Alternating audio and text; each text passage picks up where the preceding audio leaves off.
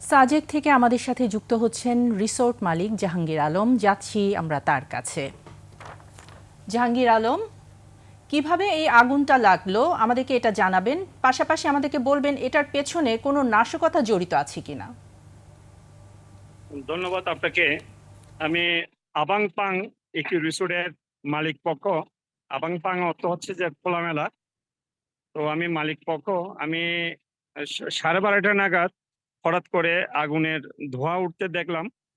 দেশ জুড়ে তোলপাড় ওয়ালটন ফ্রিজ কিনে আপনিও হয়ে যেতে পারেন মিলেনিয়ার।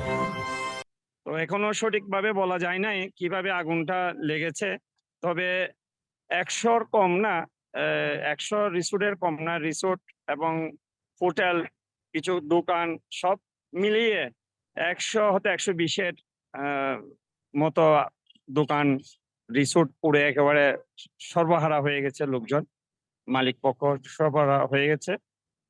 এই তবে 3.5 ঘন্টার কম না, 3.5 ঘন্টার মতো সময় লেগেছে। ধন্যবাদ দিতে হবে সেনাবাহিনীকে, যে ফায়ার সার্ভিসের পাশাপাশি সেনাবাহিনীর লোকজন এসে যেভাবে আগুন নিয়ন্ত্রণ করলো, এটা ধন্যবাদ দিয়ে শেষ করা যাবে না। ধন্যবাদ জাহাঙ্গীর আলম।